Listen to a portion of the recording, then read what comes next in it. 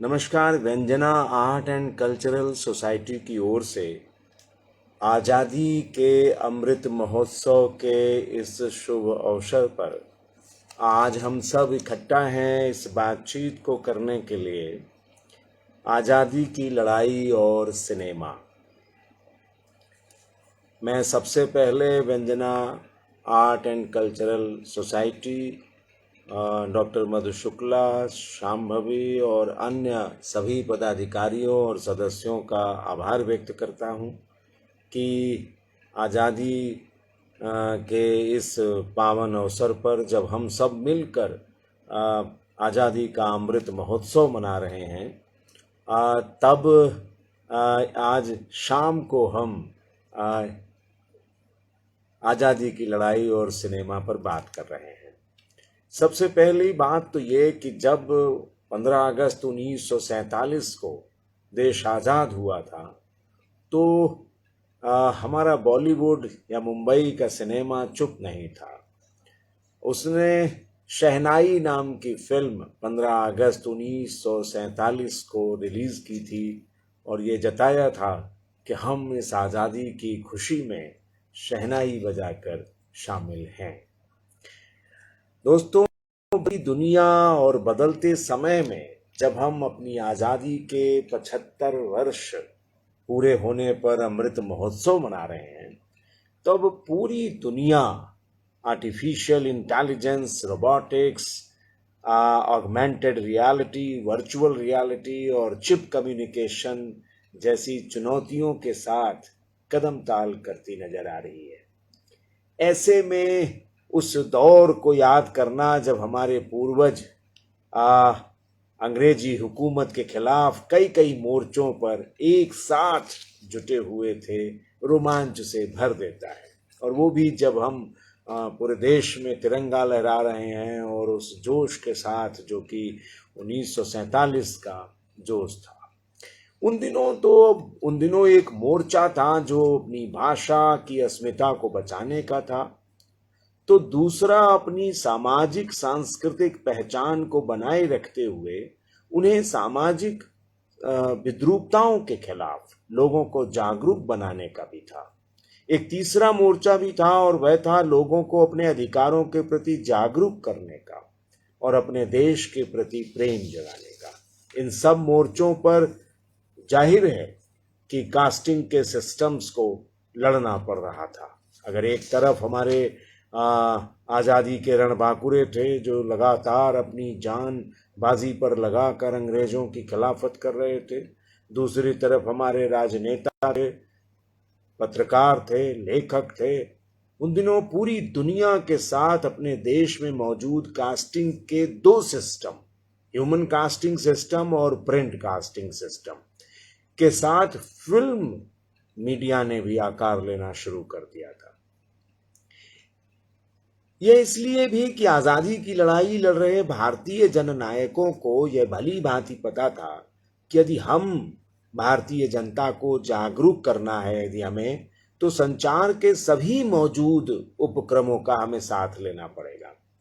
यही वजह रही कि भारतीय अखबारों के साथ जो तकनीक आई फिल्मों की, अखबार चल रहे थे और उसी बीच में टेलीविजन नहीं आया, फिल्म आया। तो फिल्म की ऐसी तकनीक भारत में जो आई, उसे अपनाने में हमारे उस समय के लोगों ने कतई देर नहीं लगाई कि हम इस सिस्टम के साथ रहेंगे। अखबार बड़ी बड़ी बड़ी मजबूती के साथ अखबार लड़ाई लड़ रहा था उन दिनों। स्वराज नाम का उर्दू का अखबार इलाहाबाद से ही निकलता था, प्रयागराज जिसे हम कह रहे हैं आजकल। उम्र केवल 2.5 साल और अंक प्रकाशित हुए 75, संपादकों की संख्या 9 और सबको मिलाकर अगर सजा देखी जाए तो हुए 125 सालों की सजा। आप देखिए, अद्भुत अखबार और उसके लड़ने वाले लोग, इसमें से बहुत सारे लोग काला पानी भी हुआ उन्हें, चाहे वो नंदगोपाल चोपड़ा हों, मीरचंद बाबूराम खत्री हों या लड्ढाराम कपूर हों। ये सारे लोग बड़ी शिद्दत के साथ लड़ाई लड़ रहे थे अंग्रेजों के खिलाफ। और ऐसे में फिल्मी दुनिया का हमारे साथ आ जाना, बड़ा अच्छा, अंग्रेज भी बड़े सतर्क थे।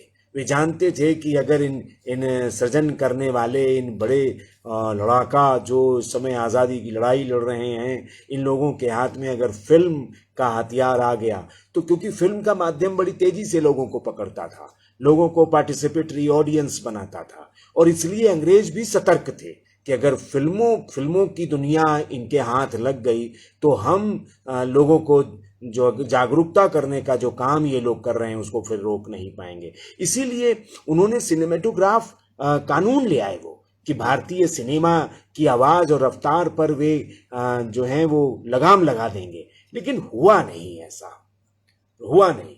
भारतीय भाषा के प्रति, भारतीय चेतना के प्रति लोगों को जागरूक करने का काम हमारे सिनेमा के लोगों ने शुरू कर दिया।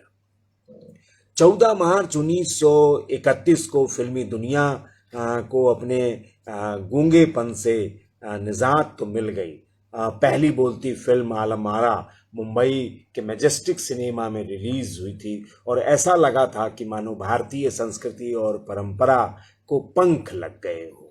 और 1931 में अगर हम देखें तो हिंदी में 22 फिल्में बनी, बांग्ला में 3 फिल्में बनी, तमिल और तेलुगु में एक फिल्में बनी। और रोचक यह कि मूक फिल्मों का बनना नहीं रुका। 1931 में ही 200 मूक फिल्में भी बनाई गई, क्योंकि मौन भी जो है ना अपने आप में कम्युनिकेशन का बहुत बड़ा अधिकार, बहुत बड़ा एक तरीके से कहा जाए तो हथियार है। 1931 के आलम आरा के अगर पोस्टर को हम देखें तो हमें लगेगा कि कैसी लड़ाई लड़ी जा रही थी। लिखा था कि सभी सजीव हैं, सांस ले रहे हैं, 100% बोल रहे हैं, 78 मुर्दा इंसान जिंदा हो गए हैं, उनको बोलते बातें करते देखो। आप देखें ये कैसे दिखाया जा रहा है, जिंदा हो तो सबूत दो, सभी सजीव हैं, सांस ले रहे हैं, 100% बोल रहे हैं, उनको बोलते और बातें करते देखो। अब देखिए यही अंदाज था उन दिनों अंग्रेजों के आगे मूक बने अपने लोगों को बोलने के लिए प्रेरित करने का, कि जब हमने फिल्मों को बोलने का मौका दे दिया तो तुम तो जिंदा आदमी हो, तुम भी बोलो। अच्छा, मज़े की बात यह कि उन दिनों पौराणिक और धार्मिक फिल्मों बनाने का एक कारण भी था। पहला तो यह कि इन फिल्मों को बनाने में अंग्रेजों के सेंसर की कैंची चलने का कोई खतरा नहीं था। दूसरा, भारतीय जनमानस में जागरूकता लाने का रास्ता पौराणिक और लोक कथाओं से होकर ही जाता था, और इसलिए बड़ी शिद्दत के साथ उस समय जो फिल्में आप देखें, जो लोग इतिहास पलटेंगे उन्हें लगेगा कि अरे वाह, ये तो देखिए कि पौराणिक फिल्मों से राजा हरिश्चंद्र बन रहा है, या बहुत सारे संतों के ऊपर बनाया जा रहा है, ऐसी फिल्में बनाई जा रही हैं। इसी तरह एक अलग धारा भी बनाई गई, वो ऐतिहासिक फिल्मों की थी, जिन्हें बनाने का कारण था कि अपने ऐतिहासिक शूरवीरों की गाथाओं के बहाने अपने लोगों के भीतर उनकी अस्मिता को जगाने, उन्हें झंझोड़ने का और कुछ कर गुजरने के लिए प्रेरित करने का काम किया जाए। लोगों में आत्मविश्वास जगाया जाए कि देखो तुम्हारे भीतर जो शक्ति है वह कितनी कारगर हो सकती है, अगर तुम्हारे बीच के शूरवीर ने यह काम किया तो तुम क्यों नहीं कर सकते हो। ये फिल्में बड़ी शिद्दत के साथ कर रही थी। एक तीसरी धारा भी चल रही थी जो समाज सुधारक का कथानक रखने वाली फिल्में थीं। सच तो ये है कि हमारे देश की गूंगी फिल्मी दुनिया ने जैसे ही जुबान पाई थी, अंग्रेजों को ललकारना शुरू कर दिया था।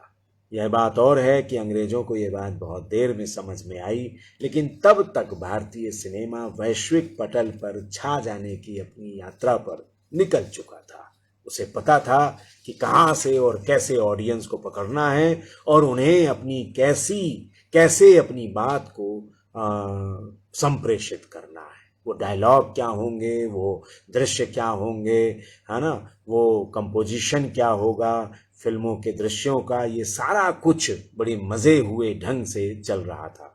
अब देखें, शहीद जैसी फिल्मों में भारत छोड़ो आंदोलन की बात की जा रही थी, तो समाधि सुभाष बाबू यानी सुभाष चंद्र बोस के संघर्ष से प्रेरित थी। अब अगर हम देखें समाधि फिल्म की बात करें तो इस फिल्म में एक भाई जो है वो नेताजी के आह्वान पर आज़ाद हिंद फौज में चला जाता है, तो दूसरा जो है सिंगापुर में ब्रिटिश आर्मी में है। देश प्रेम, रिश्ता, इमोशन के बीच की जो पारस्परिक नातेदारी है, जो पारस्परिक संघर्ष है, जो लोगों की अपनी उत्तरदायित्व के प्रति भावना है, उसको किस तरीके से प्रेरित किया जा रहा है, यह इस फिल्म में अद्भुत उदाहरण हमें देखने को मिल जाता है। वी शांताराम 1925 की फिल्म अगर हम देखें, उनकी बनाई भाई सावका विपास युवा किसान के शोषण की कहानी देता है। एम भगनानी की फिल्म 1934 में आती है जो मजदूर कारखानों की नारकीय स्थिति का दृश्य दिखाती है। ईरानी की फिल्म किसान कन्या 1937 में जीवन के संघर्ष को दिखाने में कामयाब हो जाती है। लोगों में आत्मविश्वास जगाना है इन कहानियों के माध्यम से, इन कथानकों के माध्यम से कि देखो संघर्ष करके भी कैसे जिया जा सकता है। हम थोड़ी देर के लिए कुछ व्यवधान पड़ा। ख्वाजा अहमद अब्बास ने 1941 में नया संसार फिल्म बनाई और आप देखें कि जिसने नया संसार तो पत्रकारिता जगत में जो भ्रष्टाचार आ रहे थे उन दिनों की बात है कि वो जो आ रहे थे और कैसे अंग्रेज लालच देकर और किस तरीके से पत्रकारों को खरीदा जा रहा था, या पत्रकारिता में किस तरीके से येलो जर्नलिज्म, पीठ पत्रकारिता आ रही थी, इसका दृश्य हमें दिखाई देता है। आई थिंक कि मैं फिर से रिज्यूम हो गया हूँ क्योंकि एक कनेक्टिविटी की प्रॉब्लम आई थी। विमल रॉय की हमराही और चेतन आनंद की नीचा नगर उन दिनों की बौद्धिक विमर्शों के अंतर विरोध को प्रस्तुत करने वाली फिल्म रही थी। बड़ी साफगोई से लोग काम कर रहे थे कि हमें हर तबके को पकड़ना है, चाहे वो निम्न वर्ग का व्यक्ति हो, मध्य वर्ग का व्यक्ति हो। मध्य वर्ग बड़ा था तो उसे पकड़ने में आसानी थी, उसके लिए बहुत सारी फिल्में बनाई जानी थी, लेकिन उसके भीतर अपने पीछे पड़ रह गए लोगों के प्रति जागरूकता लाने का भी काम किया जा रहा था। ये जो फिल्में हमने कहा ना कि चाहे एम भगनानी की जो फिल्म थी जिसमें मजदूर कारखानों को दिखाया जा रहा था, या किसान कन्या फिल्म थी, या इसी तरीके से और भी फिल्में, या हमराही या चेतन आनंद की नीचा नगर, ये सारी फिल्में बड़ी शिद्दत के साथ काम कर रही थी। ये फिल्मों से आज़ादी के नारे भी निकल रहे थे और फिल्मों गीतों के माध्यम से तो एक दूसरे के लोगों के साथ संग आकर अंग्रेजी हुकूमत को हिला देने का वाली ताकत का काम हो रहा था। नतीजा यह था कि जो हिंदुस्तान फिल्म का चरखा चलाओ फिल्म थी, बहनों या बंधन फिल्म में कवि प्रदीप का गीत चल चल रे नौजवान प्रभात फेरियों का पसंदीदा गीत बन गया था। किस्मत फिल्म का अगर आप देखें तो कितना गाया गया उन दिनों। अगर आप देखें, किताबों को पलटें और लोगों की स्मृतियों को पलटें तो आपको याद आएगा कि उन दिनों किस तरीके से गीत गाया जाता था कि आज हिमालय की चोटी से हमने फिर ललकारा है, दूर हटो दूर हटो दूर हटो, ए दुनिया वालों हिंदुस्तान हमारा है। ये फिल्म का ये गीत, किस्मत फिल्म का ये गीत आप देखें कि अंग्रेज़ों को हिला देने वाला था। हम तो दुनिया से बात कर रहे थे और लोगों को बता रहे थे कि अब ये हिंदुस्तान हमारा है। ये आज़ादी की अलग जगाने में इन जैसे गीतों ने बड़ा काम किया था। और एक बड़ी सच्चाई की बात बताएं कि इस गाने को इतनी लोकप्रियता मिली कि इसके गीतकार कवि प्रदीप और कंपोजर अनिल विश्वास को अंडरग्राउंड होना पड़ गया था कि कहीं देशद्रोह के जुर्म में इन्हें गिरफ्तार न कर लिया जाए। एक फिल्म का जिक्र और करेंगे, वो ये थी कुमार मोहन की 1857 फिल्म बगावत की पृष्ठभूमि पर बनी हुई लव स्टोरी थी और अंग्रेजों के कानून को चकमा देने में कामयाब हो गई थी। फिल्म में सुरैया और सुरेंद्र थे। बड़ी चर्चा हुई इस फिल्म की भी कि किस तरीके से ये फिल्म पास होगी। बाद में अंग्रेज अपना माथा पीटते रह गए कि अरे बाप रे बाप, ये फिल्म कैसे हमने पास कर दी। एक रोचक बात और थी कि जो राजनीतिक चेतना से जुड़े हुए ढेर सारे लोगों ने अगर पत्रकारिता में, जैसे मदन मोहन मालवीय पत्रकारिता में बहुत योगदान दे रहे थे, महात्मा गांधी योगदान दे रहे थे, अंबेडकर योगदान दे रहे थे, तो फिल्मी दुनिया में भी ऐसे लोगों की कमी नहीं थी जो कि राजनीतिक चेतना से जुड़े हुए लोग थे और लेकिन फिल्म भी बना रहे थे। GBH वाडिया का नाम इस संदर्भ में लिया जा सकता है। वे भारतीय राष्ट्रीय कांग्रेस के 1930 के सदस्य थे और लगातार फिल्मों के रास्ते लोकतंत्र और मानवीय अधिकारों की बात कर रहे थे। इन्होंने जो फिल्में बनाई, अगर आप देखें तो वो फिल्में बिल्कुल पास होती चली गई और उनमें न जाने कहाँ से लोगों को जागरूक किया जाता था कि तुम अंग्रेजों के खिलाफ कैसे लड़ोगे। अब आप शीर्षक से अगर देखें, फिल्मों के नामों से देखें, दिलेर डाकू, तूफान मेल, दिलरुबा डाकू, काला गुलाब, ये सब इनकी फिल्में थीं। और इन फिल्मों के कथानकों में अगर हम चले जाएं तो आपको लगेगा कि अरे बाप रे बाप, ये कैसे अपनी कहानी में लोगों को जागरूक करने और लोगों को प्रेरित करने और स्वतंत्रता आंदोलन में शामिल होने के लिए प्रेरित कर रहे थे। असमिया फिल्मकार आर ज्योति प्रसाद अग्रवाल भी एक स्वतंत्रता संग्राम सेनानी थे और राजनीतिक कार्यकर्ता भी थे। उन्होंने 1934 में ज्योतिमती जैसी फिल्में बनाई थी और बड़ी चर्चा में रही थी। क्रांतिकारी आंदोलन से जुड़े हुए देवकी कुमार बोस नसीब फिल्म प्रोड्यूसर, बल्कि अपनी राजनीतिक फिल्मों में भूमिका भी अदा करते थे। नसीब फिल्म बनाई और अपनी फिल्मों में भूमिका भी अदा करते थे। उन्होंने 1935 में इंकलाब जैसी फिल्म बनाई थी और बड़ी चर्चित हुई थी और अंग्रेजों को हिला देने में काम करने वाली रही थी।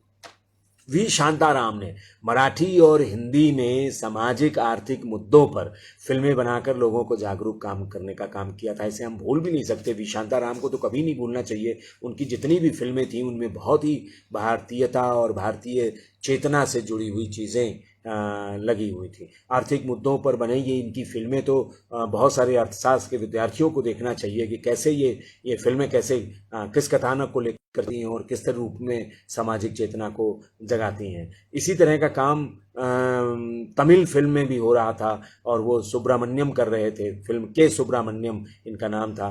सोहराब मोदी को अगर हम भूल जाएं तो बड़ा, जिन्होंने पुकार और सिकंदर जैसी फिल्म बनाकर भारतीय जनमानस में राष्ट्रवाद की मनोभावना को बढ़ाने का काम किया था। उन दिनों लोग रोचक तरीके से आज़ादी के शब्दों को फिल्मों के पोस्टर में, फिल्मों के डायलॉग में और गीतों में ले आया करते थे। शांताराम की फिल्म स्वराज्यचे तोरण, जिसका अर्थ था थंडर ऑफ द हिल्स, में अंग्रेजों को स्वराज शब्द लिखा मिल गया और इस फिल्म के पोस्टर में छत्रपति शिवाजी ध्वज लहरा रहे थे। सेंसर बोर्ड के बाद फिल्म का नाम, उनके विरोध के बाद इस फिल्म का नाम उदय कर दिया गया था, उदयकाल कर दिया गया था और इसमें से झंडारोहण के दृश्य को हटा दिया गया था। 1921 में 1921 में भक्त विदुर फिल्म को इसलिए बैन कर दिया गया था कि इसमें अंग्रेजों को गांधी टोपी दिख गई थी, चरखा दिख गया था, जिसका संबंध स्वतंत्र भारत से था और भारतीय स्वतंत्रता की आहट नजर आ गई थी इस फिल्म में अंग्रेजों को 1921 में। वास्तव में फिल्मों के बहाने लोग जिस तरीके से आज़ादी की अलख जगाने में लगे हुए थे, वह अब हमें याद करना चाहिए। आज हम सब याद करें, पत्रकारों को याद करें, फिल्मकारों को याद करें, साहित्यकारों को याद करें, कैसे काम कर रहे थे ये अपने अपने ढंग से। हम केवल एक पक्ष के केवल देखें कि राजनेता अगर काम कर रहे थे, क्रांतिकारी अपना काम कर रहे थे, आज़ाद हिंद फौज अपना काम कर रही थी, साहित्यकार अपना काम कर रहे थे, हाँ, फिल्मकार अपना काम कर रहे थे, सारा समवेत लग रहा था अंग्रेज़ों को यहाँ से भगाने में। 1937 में दुनिया ना माने फिल्म में विधवा विवाह को दिखाने के बहाने वल्लभ भाई पटेल की स्पीच डाल दी गई थी और अंग्रेजों को नागवार गुजर गया था कि आखिर वल्लभ भाई पटेल क्यों फिल्म में। वो जो फिल्मकार ने बहाने से लोगों में गांधी जी को, पटेल को, नेहरू को, इन लोगों की स्पीच को शामिल कर देना, ये अपने आप में एक तरीका बन गया था कि किस तरीके से हम लोगों को जताएं। दूसरा, आप देखें कि भारतीय सिनेमा का सफ़र अगर देखें तो मराठी फिल्मों से शुरू हुआ, लेकिन जल्दी ही हिंदी, बांग्ला, असमिया सहित लगभग सभी भारतीय भाषा भाषी सिनेमा में विस्तार लेने में कामयाब हो गया। यह अनायास नहीं था, हम कहेंगे अनायास नहीं था कि जब 1947 में देश आज़ाद हुआ तो अकेले 1947 में ही 15 भाषाओं में 280 फिल्में बनी थीं। 280 फिल्में 1947 में, और 183 फिल्में हिंदी में थीं, 33 फिल्में बंगाली में थीं, 29 फिल्में तमिल में थीं और अन्य भाषाओं में शामिल थीं। यह कहने में भी संकोच नहीं करना चाहिए हम लोगों को कि आज़ादी से पहले ही भारतीय सिनेमा का स्वर्ण युग शुरू हो चुका था। 1942 से हम भारतीय सिनेमा का इतिहास उठाएं तो 1942 से हम भारतीय सिनेमा का स्वर्ण युग, 1945 से कुछ लोग मानते हैं, हम मान लेते हैं कि ये स्वर्ण युग जो भारतीय सिनेमा का गोल्डन एरा जिसे कहते हैं वो शुरू हो गया था। लेकिन इसके मूल्यांकन में कभी इस बात को गंभीरता से शामिल नहीं किया गया कि हमारी ये फिल्में अंग्रेजों के खिलाफ लड़ाई में किस तरीके से शामिल थी। ये बड़ा कारण था। जाहिर है कि वैसी भूमिका नहीं थी जैसी अखबारों की थी, वैसी भूमिका नहीं थी, लेकिन अपने आकार लेने के तुरंत बाद आप देखिए कि बड़ी देर से भारतीय सिनेमा, भारतीय पत्रकारिता बहुत दिनों से आई, लेकिन मीडिया के इस फॉर्मेट में, फिल्म फॉर्मेट में देरी से आई, लेकिन जब आई तो चुप भी नहीं बैठी।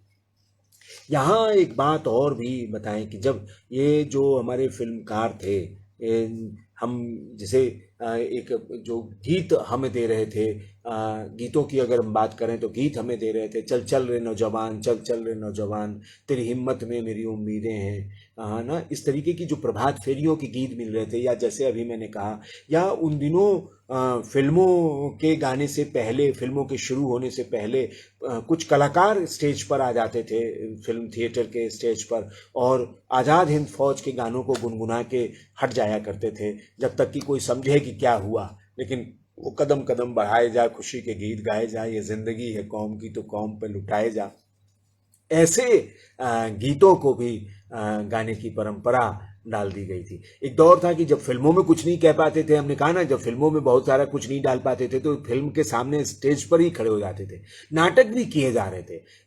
एक तो नाटकों में भी कह देते थे। ऐसा नाटक था एक दीवार नाटक का चर्चा जरूरी है यहाँ पर करना, जिसमें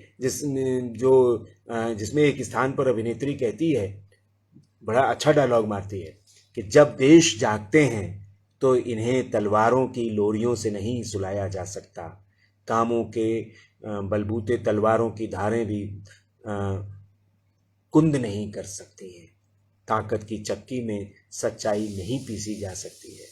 और इस नाटक में पृथ्वीराज कपूर थे। अंग्रेजी शासन से बहुत धमकियां मिली। पृथ्वीराज कपूर के मैं पढ़ रहा था तो मैंने देखा कि इस नाटक में बहुत सारी धमकियां मिली, लेकिन वे रुके नहीं, और ये नाटक के 712 शो हुए, 712 शो किए धमकियों के बावजूद।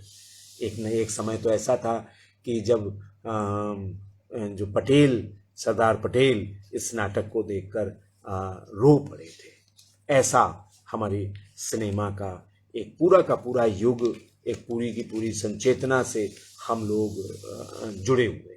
आज जब हम उन कलाकारों को, उन लोगों को याद करते हैं कि कैसे उन्होंने एक फिल्मों के बहाने हमारी राष्ट्रीय चेतना को जगाने का काम किया, हमारे लोगों को समाज सुधार के लिए काम किया, हमारी संचेतनाओं में किस तरीके से राष्ट्र प्रेम जगाने का काम किया। मैंने पहले ही कहा कि ये एक मोर्चा कई मोर्चों पर काम कर रहे थे। एक तो अपनी भाषा को बचाने का काम करना था, कल्चरल इंपीरियलिज्म जिसे हम कहते हैं, सांस्कृतिक साम्राज्यवाद, वह हमारी भाषा और संस्कृति से होकर ही आता है। और एक बड़ी भारी चुनौती थी कि हम अपनी भाषा को बचाएं।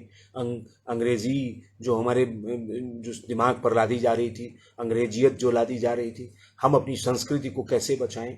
और जैसे ही ये काम हमें मिला कि जो इंटरैक्टिव मीडिया हमारे पास उस समय यही था कि तुरंत का तुरंत दृश्य देखकर लोग ताली बजा रहे थे, और ऐसे में फिल्में जब हाथ में आती हैं तो हमें भूलना नहीं चाहिए उन लोगों को जिन्होंने भारतीय फिल्म को आकार देने में जरा भी देर नहीं लगाई, और पहले मौन सिनेमा के सहारे अपनी बात कहनी शुरू की, और फिर जब आवाज़ मिल गई तो फिर क्या कहने। और इसीलिए कई मोर्चों पर लड़ाई लड़ी जा सकी, चाहे वो भाषा और अपनी अस्मिता को बचाने की लड़ाई हो, या सामाजिक सांस्कृतिक अपनी पहचान बनाने की लड़ाई हो, या फिर लोगों को अपने अधिकारों के प्रति जागरूक करना हो या फिर समाज सुधार करना हो, क्योंकि कई धाराएं चल रही थी। एक तरफ वो राजा राम मोहन राय और विद्यासागर की धारा थी, एक तरफ महात्मा गांधी की धारा चल रही थी, अम्बेडकर की धारा चल रही थी, नेहरू और पटेल और ऐसे ही बहुत सारे लोग, श्यामा प्रसाद मुखर्जी, ये सारे लोग किस किस तरीके से अपनी अपनी धाराओं को लेकर किस किस तरीके से आगे बढ़ रहे थे। और जाहिर था कि जब अखबार लड़ाई लड़ रहे हों तो सिनेमा को लड़ने की बहुत ज़रूरत थी, और सिनेमा के अलंबरदारों ने ये काम बड़ी शिद्दत के साथ करना शुरू कर दिया था। हमें नहीं भूलना चाहिए कि जिस समय हमारे भारत में सिनेमा आकार लेना शुरू कर रहा था, उससे पहले हम बहुत सारे देशों में सिनेमा आकार ले चुका था। बहुत सारे देश तकनीकी दुनिया में बहुत सारे कदम आगे बढ़ा चुके थे। हम बहुत देर से एंट्री कर रहे थे, लेकिन फिर भी देर इतनी भी नहीं हुई थी कि उसे कहा जाए। और हमने जिस तेजी से, आप देखें कि जिस तेजी से भारतीय सिनेमा आगे बढ़ा है, भारतीय मीडिया में अगर आप सिनेमा का अध्ययन करें तो जिस तेजी से बढ़ा है, उसका कारण था कि भारतीय सिनेमा के पास बहुत ही एक तरीके से कहा जाए पार्टिसिपेटरी ऑडियंस थे। ये बड़ा भारी काम था कि पार्टिसिपेटरी ऑडियंस का हमारे पास होना, ऐसे ऑडियंस जो सीधे सीधे सांस्कृतिक संवाद करने में रुचि रखते थे। हैरान परेशान दुनिया उस समय, जो अंग्रेजों की दुनिया थी, वो हमारे नेताओं के ओजस्वी भाषणों से परेशान हो चुकी थी। क्योंकि जब ओजस्वी भाषण होते थे, और यूं ही थोड़ी ना पूरी दुनिया में ये देखा गया कि जब गांधी जी निकलते थे तो फुदक फुदक कर उनके पीछे हजारों की तादाद में लोग निकल पड़ते थे। तो जाहिर था कि जो कम्युनिकेशन की दुनिया गांधी बना रहे थे, जो संचार की दुनिया गांधी बना रहे थे, उस संचार की दुनिया को पकड़कर, अपने उस पार्टिसिपेटरी ऑडियंस को पकड़कर किस तरीके से फिल्मी दुनिया ने उन्हें उन चीज़ों को और सही ढंग से समझाने का प्रयास किया, उन चीज़ों को सही ढंग से लोगों के पास ले जाने का काम किया, जो भारतीय नेता बहुत शिद्दत के साथ करना चाह रहे थे। तो जाहिर है कि अगर मैंने कहा ना, वो आलम-आरा का पोस्टरों में किस तरीके से हमें पोस्टर देना है, किस तरीके से हमें आइकॉन, वो गांधी की टोपी का इस्तेमाल कर देना है, वो पटेल की स्पीच को डाल देना है, वो या कहीं बहाने से चरखा ले आना है, या लोगों को पोस्टर के बहाने। अब पोस्टर में कौन लिखता है? पोस्टर में दृश्य ज़्यादा होते हैं, लेकिन आप पोस्टर देखें कि किस तरीके से फिल्मी पोस्टर में अगर लिखा जा रहा है कि सभी सजीव हैं, सभी सांस ले रहे हैं, 100% बोल रहे हैं, 78 मुर्दा इंसान जिंदा हो गए हैं, तो तुम क्यों मुर्दा पड़े हो, तुम भी आवाज लगाओ, ये ध्वनि आ रही है आलम-आरा के पोस्टर से। और पहला पोस्टर है बोलती फिल्म का। ये तो मैंने एक उदाहरण निकाला है। ऐसे कई उदाहरण होंगे, दर्जनों उदाहरण होंगे जो लोगों को जगाने का काम कर रहे होंगे। ये एक अंदाज था अपनी बात को कहने का। कोई यूं ही पुरानी फिल्मों को ले आना, यूं ही जो है ऐतिहासिक फिल्मों को ले आना, ये सब यूं ही नहीं हो रहा था कि बड़ा सरल कथानक था, लोग लिख नहीं पा रहे थे। मैंने पिछले दिनों एक सेमिनार में सुना कि वो समय कहानियां नहीं ऐसी थी कि फिल्में ना कतई नहीं। हमारे पास बहुत पहले से लेखक थे, हमारे पास बहुत सारी कहानियां थी, बहुत सारी ऐसी कहानियां थी जिन पर फिल्म बनाई जा सकती थी, लेकिन हम पौराणिक चरित्रों का चयन ही इसीलिए कर रहे थे, ऐतिहासिक चरित्रों का चयन ही इसी कर रहे थे क्योंकि लोक संवेदना में, लोक संस्कृति में यह सब चरित्र इतने गहरे धसे हुए थे कि वे लोगों को प्रभावित कर रहे थे और लोग उनसे जुड़ा हुआ महसूस कर रहे थे। आज लोरिकायन अगर गाया जाता है तो कहाँ आल्हा अगर गाया जाता है तो कितने लोग उस जो लोग समझते हैं, जो लोग जानते हैं, उससे जुड़ जाते हैं। ये जो लोक की शक्ति थी वह अगर देखा जाए तो किस तरीके से हमारे सिनेमा के लोग पहचान पा रहे थे और किस तरीके से वह दुनिया सर्जित की जा रही थी जो ये जानती थी कि हम कैसे अपने लोगों को प्रेरित कर सकते हैं। मीडिया का सबसे बड़ा काम है लोगों को उद्वेलित कर देना, लोगों को प्रेरित कर देना, लोगों को उन चीज़ों के प्रति जागरूक बना देना जो उनके अधिकारों के लिए है, जो उनको अधिकारों से जुड़ी हुई है। ये हमें नहीं भूलना चाहिए कि हम बोलती फिल्मों की बात कर रहे हैं, लेकिन हमें ये नहीं भूलना चाहिए कि हमारी हजारों फिल्में ऐसी थीं जिनमें डायलॉग कम थे या नहीं थे या गीतों के सहारे थे, लेकिन उन फिल्मों का योगदान इस तरह हमने कहा ना 1900 से जब 1931 में फिल्में बननी बोलनी शुरू होती हैं या जब बोलती फिल्में आती हैं उसी साल 200 फिल्में बन जाती हैं, मूक फिल्में बन जाती हैं। तो मूक फिल्मों का संसार, अरे अभी तो आप देखें कि एक फिल्मकार हुए बंगाल के जिनकी फिल्मों को ये कह दिया गया कि ये फिल्में जो हैं वो उस लेवल की नहीं है। मैंने अभी उनका नाम नोट किया था कि वो फिल्में उस तरीके की नहीं हैं, लेकिन अब आप सोचें कि बंगाल सिनेमा को अगर आप देखें तो बंगाल सिनेमा तो बड़ा चर्चित रहा है। सत्यजीत रे की दुनिया, ऋषिकेश मुखर्जी की दुनिया, देवकी कुमार बोस, रवि घोष, राहुल देव बर्मन, गीता दत्त, ऋतिक घटक, बहुत सारे ऐसे फिल्मकार हुए हैं जिन्होंने बहुत सारा काम ऐसा किया जिन्हें हम याद करें तो हम क्या नहीं कर सकते हैं। लेकिन एक चीज़ और मैं यहाँ कहूँगा कि हमने इनको सहेजने का काम नहीं किया। आज बहुत सारी मूक फिल्में आर्काइव्स में नहीं है, बहुत सारी फिल्में नहीं हैं, बहुत सारी ऐसी फिल्में नहीं हैं जिनको ये कह के नकार दिया गया था कि ये फिल्में फिल्मों के मानक पर नहीं है, लेकिन वो समय लोगों को उद्वेलित कर रही थी, लोगों को प्रेरित कर रही थी। ऐसी फिल्मों को हम छोड़ नहीं सकते हैं। आज इस बात की बहुत ज़रूरत आन पड़ी है कि हम देखें कि जो साइलेंस कितना कम्युनिकेटिव होता था, ये बहुत ज़रूरी है। और उन विद्यार्थियों के लिए बहुत ज़रूरी है जो फिल्म के क्षेत्र में काम करना चाहते हैं, कम्युनिकेशन के क्षेत्र में काम करना चाहते हैं, उनके लिए बहुत ज़रूरी है कि वे ये बात को देखें कि साइलेंस कितना इफ़ेक्टिव होता था, कितना इम्प्रेसिव होता था, कितना आकर्षक होता था। और ये कि शब्दों की दुनिया तो मिली तो जाहिर है कि ताकत तो बढ़ी, तकनीक की दुनिया मिली तो ताकत तो बढ़ी, संप्रेषण की दुनिया मजबूत हुई, लेकिन उससे पहले की दुनिया भी कम नहीं थी। अंग्रेज़ों को हिलाने में बहुत बड़ा योगदान है हमारी फिल्मों का, और इसे नकारा नहीं जा सकता है। मैंने जिस बात से शुरू किया था कि शहनाई फिल्म 1947 में 15 अगस्त के दिन ही रिलीज़ की गई। कथानक पर मैं नहीं जाता, लेकिन शहनाई हम फिल्मी दुनिया ने अपनी तरफ से शहनाई बजाने का काम किया था।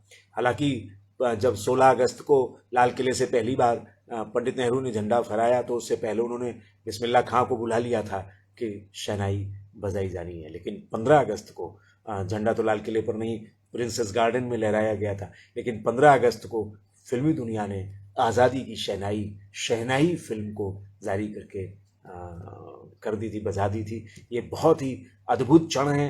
इन क्षणों में हम पत्रकारिता को याद करें, लेखक को याद करें, लेखन को याद करें, हम फिल्मी दुनिया को याद करें, हम रंगकर्म को याद करें।